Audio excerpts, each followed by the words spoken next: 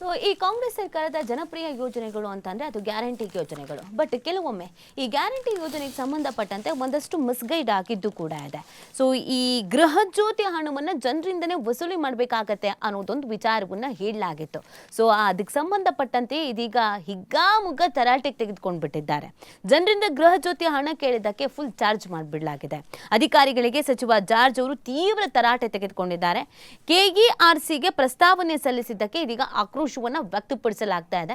ಸಂಬಂಧಪಟ್ಟಂತ ಅಧಿಕಾರಿಗಳಿಗೆ ನೋಟಿಸ್ ಕೊಟ್ಟಿದ್ದಾರೆ, ಉತ್ತರ ಕೊಡಿ ಅಂತ. ಯಾರು ಹೇಳಿದ್ರು ನಿಮ್ಮ ಹತ್ರ? ಯಾರು ಹೇಳಿದ್ರು ನಿಮಗೆ ಜನರಿಂದ ವಸೂಲಿ ಮಾಡಿ ಅಂತ? ಸರ್ಕಾರದ ಕಡೆಯಿಂದ ಹೇಳಲಾಗತ್ತಾ? ಹೇಳ್ದೇನೆ ನೀವು ಹೆಂಗೆ ಡಿಸಿಷನ್ ತೆಗೆದುಕೊಂಡ್ರೆ? ಯಾಕಂದ್ರೆ ಈ ಗ್ಯಾರಂಟಿ ಯೋಜನೆಗಳಿಗೆ ಸಂಬಂಧಪಟ್ಟಂತೆಗೆ ಕಾಂಗ್ರೆಸ್ನವರು ಅದರ ಮೈಲೇಜನ್ನು ತೆಗೆದುಕೊಳ್ತಾ ಇದ್ದಾರೆ. ಬಿಕಾಸ್ ಅವ್ರದೇ ಯೋಜನೆಗಳದು. ಹೀಗಿರ್ಬೇಕಾದ್ರೆ ಸಣ್ಣ ಪುಟ್ಟ ಲೋಪದೋಷಗಳಾಗ್ಬಿಟ್ರೆ ಅಥವಾ ಎಡವಟ್ಟುಗಳಾಗ್ಬಿಟ್ರೆ ಅಥವಾ ಅಧಿಕಾರಿಗಳು ಮಾಡುವಂಥ ಕೆಲವೊಂದಷ್ಟು ಕೆಲಸ ಕಾರ್ಯಗಳಿಂದ ಅದು ಡ್ಯಾಮೇಜ್ ಆಗ್ತಾ ಆಗಿದೆ. ಜನರಿಂದನೇ ವಸೂಲಿ ಮಾಡಿಬಿಡ್ತೀವಿ ಅಂತಾನೆ ಮತ್ತೆ ಅದನ್ನ ಯಾಕೆ ಫ್ರೀ ಅನ್ಬೇಕಿತ್ತು, ಮತ್ತೆ ಅದನ್ನ ಯಾಕೆ ಗ್ಯಾರಂಟಿ ಯೋಜನೆ ಅನ್ಬೇಕಿತ್ತು?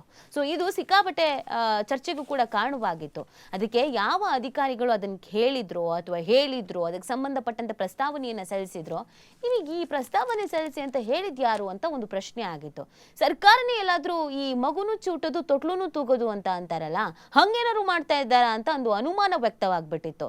ಸರ್ಕಾರ ಈ ಕಡೆಯಿಂದ ಎಡಗೈಯಿಂದ ಕೊಡೋದು, ಬಲಗೈಯಿಂದ ಇಸ್ಕೊಳ್ಳೋದು ಅಂತಾರಲ್ಲ, ಹಂಗೇನಾದ್ರೂ ಆಗ್ತಾ ಇದೆಯಾ ಅನ್ನೋದೊಂದು ಪ್ರಶ್ನೆ ಇತ್ತು.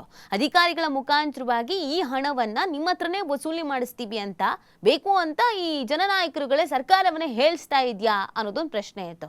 ಅದು ಕಾಂಗ್ರೆಸ್ಗೂ ಕೂಡ ಮುಜುಗರ ಆಗಿತ್ತು. ಈ ಸರ್ಕಾರಕ್ಕೂ ಕೂಡ ಒಂದು ರೀತಿಯಾದಂಥ ಹಿನ್ನಡೆ ಆಗಿತ್ತು. ಅದಕ್ಕೆ ಸಂಬಂಧಪಟ್ಟಂತೆಗೆ ಇದೀಗ ನೋಟಿಸ್ ಅನ್ನ ಕೊಡಲಾಗ್ತಾ ಇದೆ. ನಿಮಗೆ ಯಾರು ಈ ಪ್ರಸ್ತಾವನೆಯನ್ನ ಸಲ್ಲಿಕೆ ಮಾಡಿ ಜನರಿಂದ ಹಣವನ್ನ ವಸೂಲಿ ಮಾಡಿ ಅಂತ ಹೇಳಿದ್ರು, ಯಾವ ಆಧಾರದ ಮೇಲೆ ನೀವು ಈ ತರ ಮಾಡಿದ್ದೀರಾ, ಅದಕ್ಕೆ ಉತ್ತರ ಕೊಡಿ ಅಂತ ಈಗ ಆಕ್ಷನ್ ತೆಗೆದುಕೊಳ್ಳೋದಕ್ಕೆ ಮುಂದಾಗಿದ್ದಾರೆ. ಕೆಜೆ ಜಾರ್ಜ್ ಅವರು ಸಿಕ್ಕಾಪಟ್ಟೆ ತರಾಟೆ ತೆಗೆದುಕೊಂಡಿದ್ದಾರಂತೆ. ನೋಟಿಸ್ ನೀಡಬೇಕು ಅಂತ ಸೂಚನೆ ಕೊಟ್ಟಿದ್ದಾರಂತೆ.